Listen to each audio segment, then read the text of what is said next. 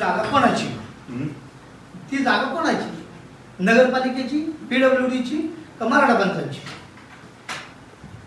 कोणाची जागा? पाणी ना गटरीचं पाणी प्यावं लागेल. हिस्ट्री आहे उचलली ना आमच्यावाली.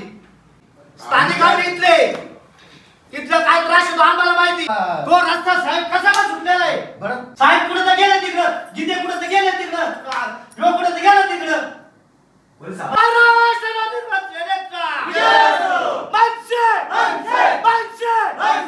कोपरगाव शहरात महाराष्ट्र नवनिर्माण सेनेच्या पदाधिकाऱ्यांनी सार्वजनिक वाचनालयाच्या जागेवरून आक्रमक आंदोलन करत नगरपालिकेच्या प्रशासनावर तीव्र नाराजी व्यक्त केली। सदर जागा नगरपालिकेच्या मालकीची असून त्या ठिकाणी मराठा पंच कमिटीने बेकायदेशीररित्या जाळी मारून ताबा घेतल्याचा आरोप मनसेने केला आहे। या प्रकरणावर कारवाई करण्यात यावी अशी जोरदार मागणी मनसेच्या पदाधिकाऱ्यांनी मुख्याधिकाऱ्यांकडे केली। तुम्ही अतिक्रमण काढलं तिथं मराठा पंचाने जर अतिक्रमण केलेलं आहे पण त्याच्यावर तुम्ही ऍक्शन का नाही घेतली? आम्ही तर फक्त नागरिकांच्या वाचनालयासाठी जागा मागतोय, त्यांनी तर डायरेक्ट ताबा घेतलेला आहे, तर त्याच्यावर आपण ऍक्शन का नाही घेतली आजपर्यंत? तर दोघांना दाखल करा तुम्ही. आमची विनंती मनसेच्या वतीने त्यांच्यावर लगेच आजच त्वरित गुन्हा दाखल करावा। यावेळी मनसेच्या पदाधिकाऱ्यांनी थेट मुख्याधिकारी यांच्या दालनात प्रवेश करत मांडी घालून बसून आपली नाराजी व्यक्त केली। जागेच्या मुद्द्यावरून सुरू झालेली चर्चा इतर अनेक स्थानिक समस्यावरही पोचली। प्रशासनाच्या ढिसाळ कारभारावर मनसे पदाधिकाऱ्यांनी ताशेरे ओढले। समतानगरमध्ये 3 रस्ते आले, तुम्हाला किती वेळा स्पीड ब्रेकर बद्दल आलो तुम्ही सांगा? किती गटरीचे फोटो काढून टाकू तुमलेले त्रास येते। नाले सफाई, पाणी पुरवठा, रस्त्यांची दुरावस्था, बेकायदेशीर बांधकामे, वाचनालयाच्या कामांतील हलगर्जीपणा यांसारख्या विविध मुद्द्यांवर मनसैनिकांनी तीव्र संताप व्यक्त करत प्रशासनाला जाब विचारला।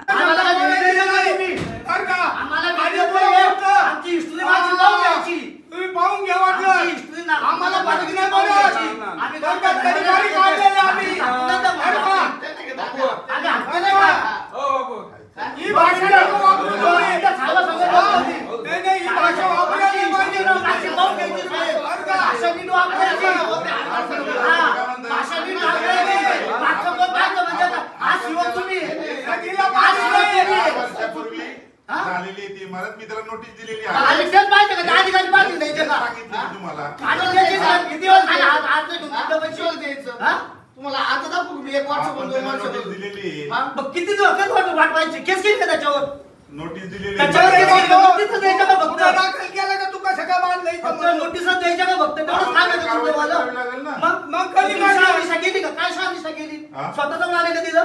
आहेत ना इंजिनियर. शहानिशा कोण इंजिनियर? कोण माहिती? कोण इंजिनियर?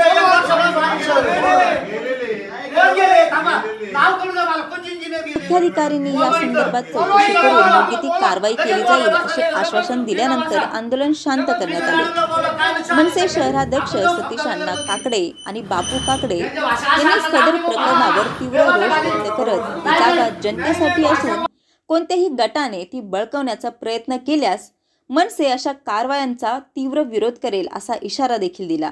या प्रसंगी उपशहराध्यक्ष अनिल गाडे, तालुका संघटक नवनाथ मोहिते, हिंदू सम्राट संघटनेचे संस्थापक बापू काकडे, विद्यार्थी जिल्हा संघटक बंटी सपकाळ, माजी तालुका अध्यक्ष आलिमभाई शहा, विद्यार्थी सेना उपशहराध्यक्ष संजय जाधव यांच्यासह अनेक मनसे पदाधिकारी व कार्यकर्ते उपस्थित होते। या आंदोलनामुळे कोपरगाव नगरपालिकेत एकच खळबळ उडाली असून आगामी काळात या प्रकरणावर काय निर्णय होतो याकडे सर्वांचे लक्ष लागले आहे। आज महाराष्ट्र नवनिर्माण सेना कोपरगाव शहर व तालुक्याच्या वतीने कोपरगाव नगरपालिकेला आम्ही थोडीशी मागणी केली होती आणि काही सूचना केल्या। तर सूचनामध्ये काही दिवसापूर्वी सीओ साहेबांनी अतिशय अतिक्रमण काढलं, परंतु पहिल्या दिवशी जे अतिक्रमण निघलं ते एकदम व्यवस्थित निघलं, परंतु दुसऱ्या दिवशी तोंड पाहून अतिक्रमण काढण्यात आले। तर आम्ही त्याचा प्रथमतः निषेध केलेला आहे आणि त्यांनी जे टेंडर काढलेले आत्ता प्रत्येक ठिकाणी जाळी मारून तिथं सुशोभीकरण करायचं। अहो आहे त्या झाडांना पाणी तर द्या तुम्ही।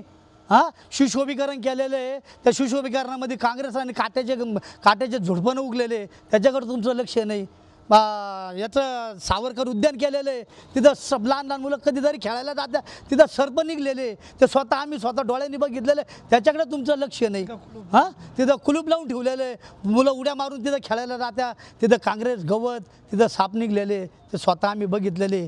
त्यानंतर जे नगरपालिकेने गाळे बांधून ठेवलेले भाजी मार्केटचं, ते अतिक्रमण काढायच्या अगोदर त्याचा निलाव का केला नाही, लोकांना का दिलेलं नाही आहे. तिथं नको ते उद्योग चालू, दारूच्या बॉटल सापडत्यात,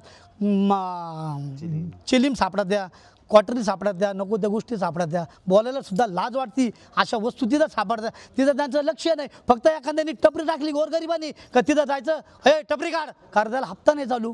हां, अहो लोकांनी गावं सोडले तुमच्या नगरपालिकेसाठी, नगरपालिकेमुळे. किती दिवस चालणार तुमचा राडा. आणि तुमची जी भाषा आहे ना साहेब, CO साहेब, हे महाराष्ट्र नवनिर्माण सेना ही खपून घेणारी नाही आहे. तुमची जी उर्मट भाषा आहे ना, त्याला प्रतिउत्तर आम्ही देणार, हे लक्षात राहून द्या. कोपरगावचा विकास हा झालाच पाहिजे. हां, आणि जे आम्ही आत्ता खास त्याच्यासाठी आलेलो आहे, चौकामध्ये त्यांनी जाळी मारून अतिक्रमण करून ठेवलेली.